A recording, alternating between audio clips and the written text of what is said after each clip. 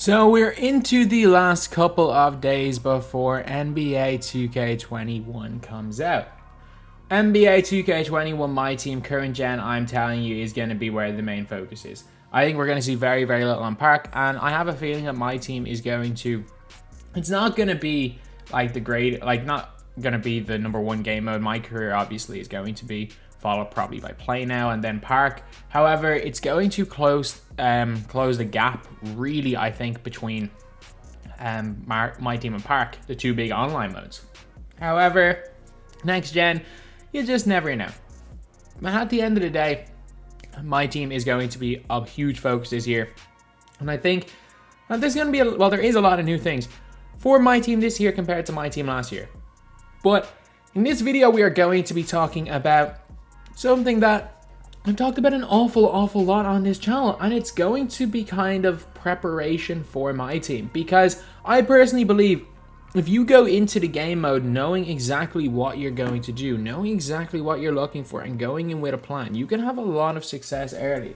And it also will, a lot of people are going to say, oh, that kind of stops the enjoyment. However, these videos, in my opinion, are to put you in the best position possible, these type of videos. They're to make sure that you don't go into a stage where a week and a half into the game, you can't even play it because contracts are too expensive. They're not going to make it so that you're going to be on 100 MT for the entire year. These videos are to help put you guys in the best position possible to enjoy the game while also not having to spend money. Because I personally believe that if you feel like MyTEAM is paid to win, you can't win without spending money or spending all your time playing the game, because you don't need to do that either, then you're just looking in the wrong places. You're just not going in with the right, not even mentality, with the right information to be successful.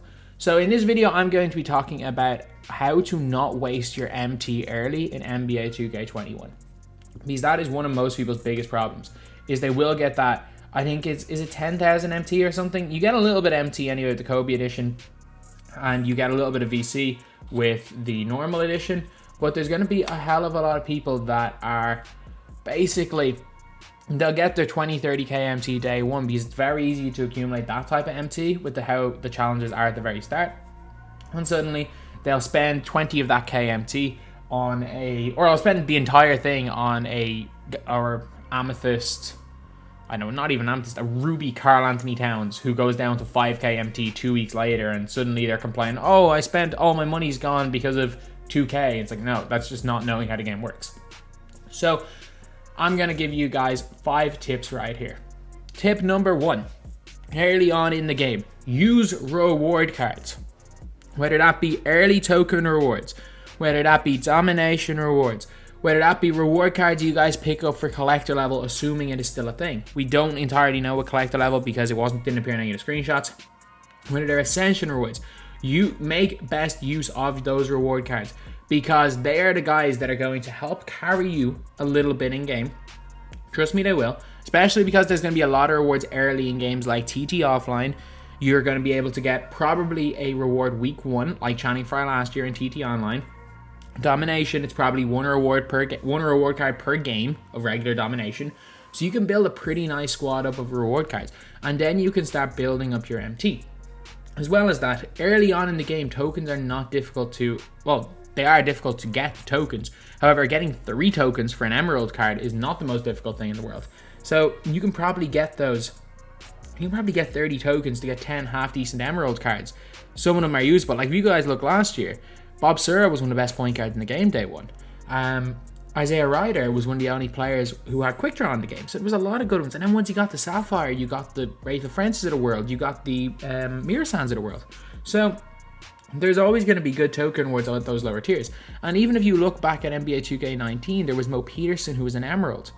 I can't even remember off the top of my head who some of them were. I think Chandler Parsons in 19 was an emerald, and he was pretty good. Channing Frye was a beast. He was an Emeralds token reward, 2K19. Then Sapphire was Jared Jeffries, who was a beast. So there's always going to be good token rewards at those lower tiers. So definitely make use of them. Next tip is something I constantly will give, and it's do not lock in cards, ever. In May, June, if you have a whole bunch of MT and you're not going to do anything with it, then be my guest. but do not lock in cards. Heck, last year in October, it was over 1 million MT to lock in a pink diamond Klay Thompson, who was glitched to guard the other team's centers. There was better cards in the game for 100k than that pink diamond Klay. But yet, he locked in for that price because people just pay a ridiculous amount. Heck, it was nearly 1 million, or it was 400 or 500k lock-in Diamond J.R. Smith, who was never really that good. So, like, locking in is never worth it. As well as that, locking in for current sets for 20 tokens, assuming it's still the same thing next year and they haven't just gotten rid of teams because of the NBA offseason, locking in a current set for 20 tokens would be like the most, would just be ridiculous. Like, there's no point, like 20 tokens for probably 40k MT. And you might be saying, oh, I use all these players. You're not going to use them in a month. Trust me. You're not going to use any of those current players. Locking in is not worth it, lads. Have I done it? Yes. Will I do it next year? Not in a no money spent squad. I'll do it sometimes on like my money spent teams. I will never do it on a no money spent squad. You would be crazy to do that. Next is a tip that I give to everybody, and it's find the budget gems. Know what you're looking for in players. That's a big thing. So know exactly the animations, the jump shots that you're looking for. Know the type of cards that you like, and then try find budget players that play a similar playstyle. If you're a 3-point specialist, you run pick and pops, then maybe someone, for example, like a Rayful of Friends, who basically has been this like budget god ever since 2K18. 2K18, 19, and 20, he's been a budget god. Then using a Rayful of Friends for 1/4 of the price might be significantly better than, say, a Karl Anthony Towns or a Jokic. So always find similar cards to cards that are out of your budget, and for lack of a better word, make tactical downgrades, lads. Tactically downgrading players is one of the smartest things you can do in this game, especially early. Late on in the game, do whatever you want. But early on, when 2K are constantly outdoing themselves week after week after week with cards, tactically downgrade. If you find a card, for example, if you have a small forward starting for you that costs 10,000 MT, and you notice there's a card that you can get for 2,000 MT that is almost as good, downgrade. Don't even consider it. Even if the 10k card is slightly better, downgrade.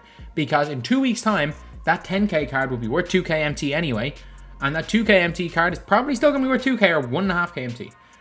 Minimize your losses by keeping your team as cheap as possible. And the easiest way to do that without sacrificing how good your squad is to find the budget gems. Next tip, stay away from expensive current cards. Current cards are going to be in packs at least until February. At least until January or February. Current Series 1 or current series, like they might do a current Series 2 again. And they are going to be in packs that long. Trust me. Trust me. None of them are going to be usable post October. I'm going to say the 30th of October, Halloween, 31st of October. There is not going to be a single current card in anyone's squad. So locking in, spending 70k MT on a Giannis or a Paul George. Yeah, I get it. Giannis is going to be unbelievable. But I also know that Giannis is going to be less than 10,000 MT by November. So you're losing 50, 60k MT. I get it, it's 2 months. You're still losing that MT. You're still losing that MT. One of the things is, like, there are certain cards that are going to go up in price. Like, there are certain cards people invest in, cards that may become more rare. And then there are certain cards that basically depreciate. Those current cards are like new cars.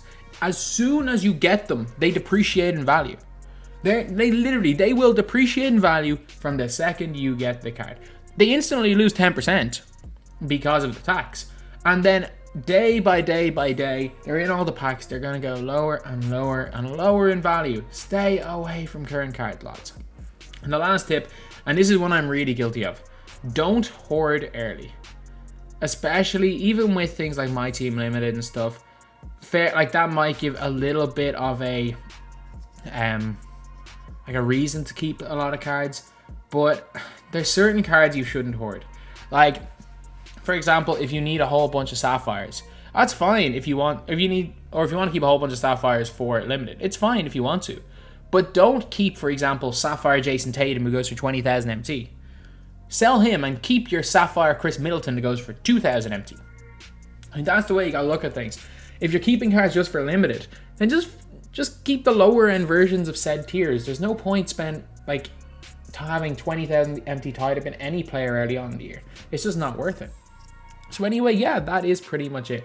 These are five tips to just not completely waste your MT early in 2K21. And trust me, everyone's still going to make these mistakes. It doesn't really matter. However, if you are one of the few people that listen to this and take this advice, trust me, you will be in a much better position going into 2K21. So anyway, that's the video. Thank you guys for watching. Please like, comment, and subscribe. I think you only love me cause I'm poppin'. This a layup, this a rebound, then it's robbing. Tyson with the fade, not the hair, my hands rocking. When I link with ball point, you know it's not